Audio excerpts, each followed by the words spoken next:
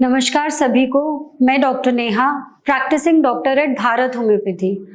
आज की इस वीडियो में हम बात करेंगे आप सोरियासिस को ठीक करने के लिए क्या क्या टिप्स फॉलो कर सकते हैं। जैसा कि आप सभी लोग जानते हैं, सोरियासिस एक तरीके का ऑटो इम्यून डिसऑर्डर होता है और इसमें क्या उसके एक्सटर्नल सिम्टम्स है, बॉडी के इंटरनल पैरामीटर्स कैसे हैं, आपके खाने पीने की आदतें कैसी हैं, आपकी लाइफस्टाइल कैसी है, सारी ही चीज़ें बहुत ज़्यादा इम्पॉर्टेंट होती है। तो आज हम डिटेल डिस्कशन करेंगे इन्हीं सब चीज़ों के बारे में कि ऐसी आपको क्या लाइफस्टाइल, क्या डाइट और क्या होम रेमेडीज फॉलो करनी है कि आप अपने सोरियासिस को घर पे ही पूरी तरह ठीक कर पाएं।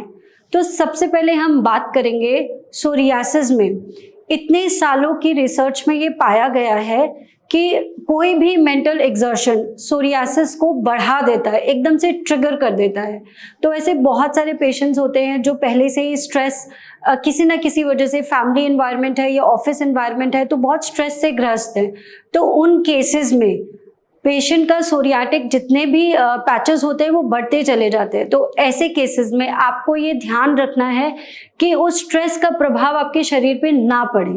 अब जैसे हम पेशेंट्स को एडवाइस करते हैं कि आप स्ट्रेस मत लीजिए, स्ट्रेस से तो सोरियासिस बढ़ता है।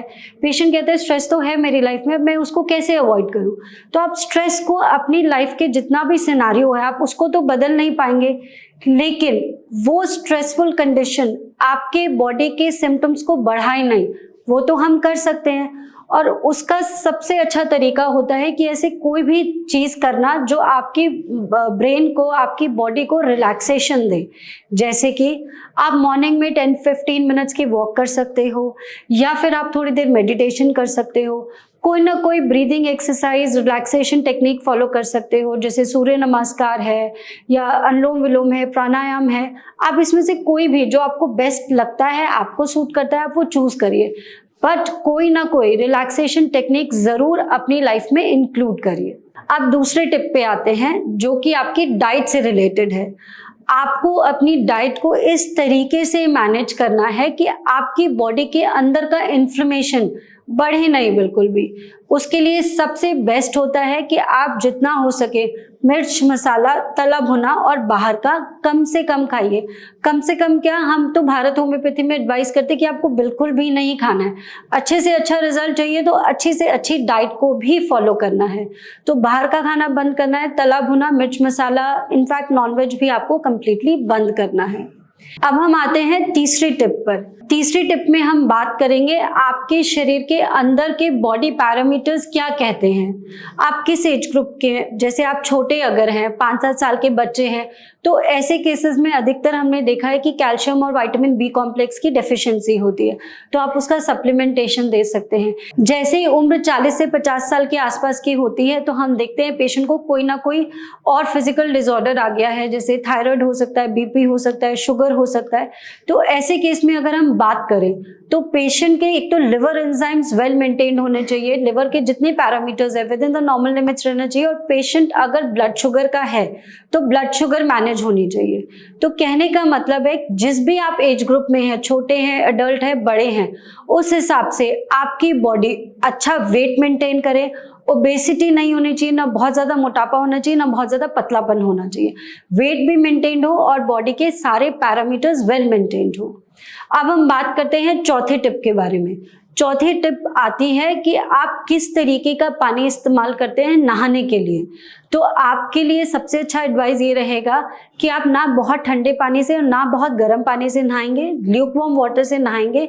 और अगर आपका इस टाइम पे एक्टिव इन्फ्लेमेशन, आपको खुजली बहुत हो रही है, रेडनेस बहुत है, तो आप या तो ओट्स का बाथ ले सकते हैं, या फिर अगर सर में पैचेस है, सर में बहुत खुजली है, तो आप नीम के पानी से भी नहा सकते हैं। अब हम बात करेंगे पांचवें टिप के बारे में। सोरियासिस के पेशेंट को सबसे ज्यादा तकलीफ होती है इचिंग की और ड्राइनेस की। जितना ज्यादा ड्राइनेस होती है उतनी ज्यादा पेशेंट को इचिंग महसूस होती है।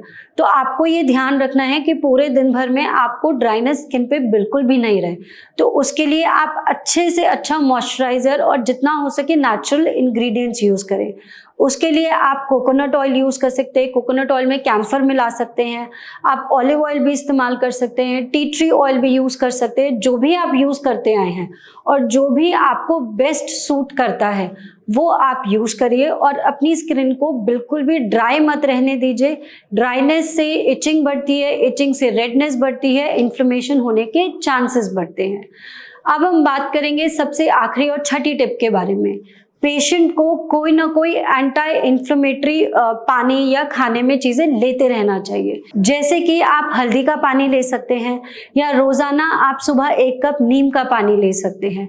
तो आप इन्हें अर्ली मॉर्निंग ज़रूर लीजिए, इससे आपको बहुत फ़ायदा मिलेगा। साथ ही साथ आप कोई ना कोई सीड्स ज़रूर लीजिए।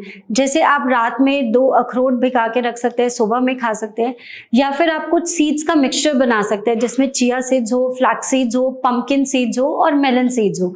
ये सारी चीज़ों का आप मिक्सचर बनाइए और 1 चम्मच रोज़ाना लीजिए।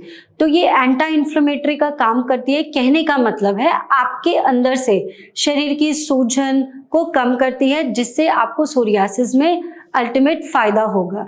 इसके साथ ही साथ ज़्यादा जानकारी के लिए आप हमारी टीम से कांटेक्ट कर सकते हैं and we will be there to help you. Thank you.